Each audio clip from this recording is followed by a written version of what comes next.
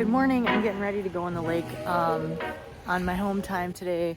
And I just wanted to show you, I thought I'd bring it in with me today. You want to check it out? These are like my favorite conditions. It's really nice and flat. I honestly would love to go paddleboarding in the lake this time of year with these conditions. I just don't have warm enough. I don't have a dry suit is what you need for that, not a wetsuit, because you actually would get too warm if you wore a wetsuit while paddleboarding, way too warm. It's actually, I know it sounds weird, but to me it feels warm out. I think it's partly that there's a cloud cover, there's really no wind. Yes, it's snowing, but it's like 30 degrees, and when you get used to cold temperatures, it just doesn't feel that bad when there's no wind especially. So these are my neoprene socks, and you can see they're not as thick as like wetsuit material. So I wear these in just to keep my feet from getting painfully cold. They still get very cold and they end up getting very numb. And then I wear these gloves, which are pretty similar. So I'm gonna throw these on and head in the water and take you with me.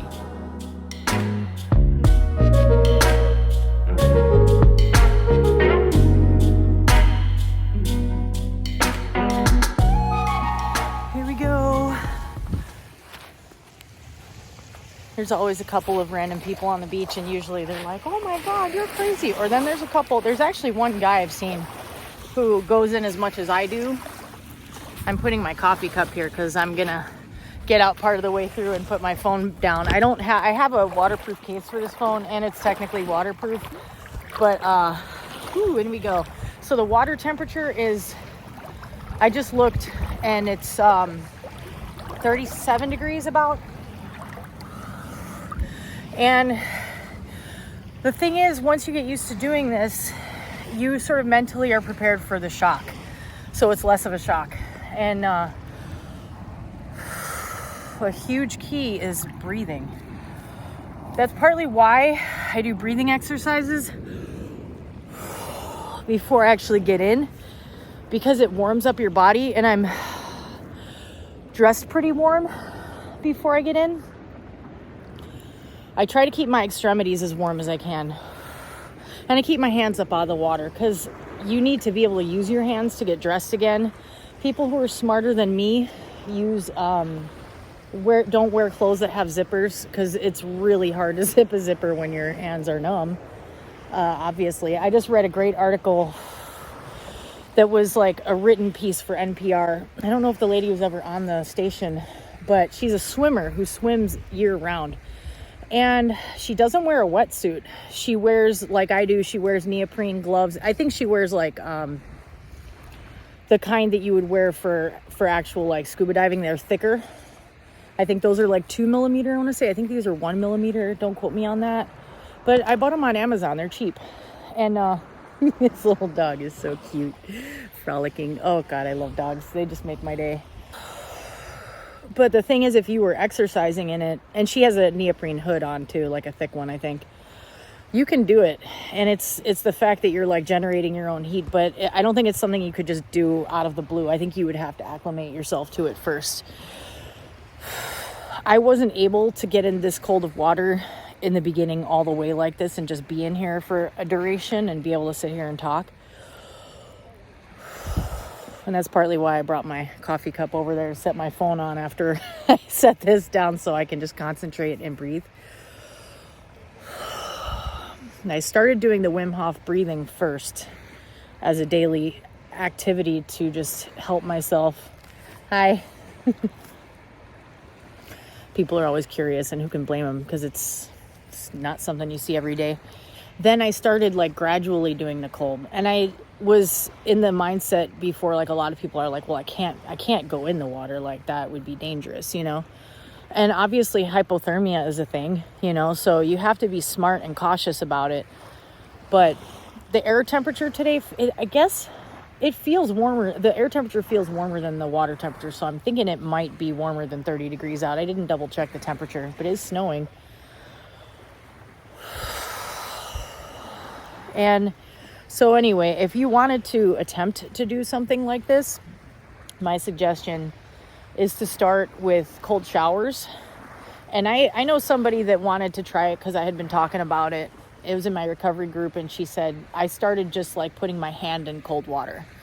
was like, that's cool. Like, just start to like experience it as a sensation and then gradually get more of your body in it. Like every time I take a truck stop shower, I'm always like disappointed when the water doesn't get cold enough at the end of the shower, because the last like minute or two of my shower, I get it as cold as I can, and I just stand under it until my body gets nice and cold, and it feels so relieving.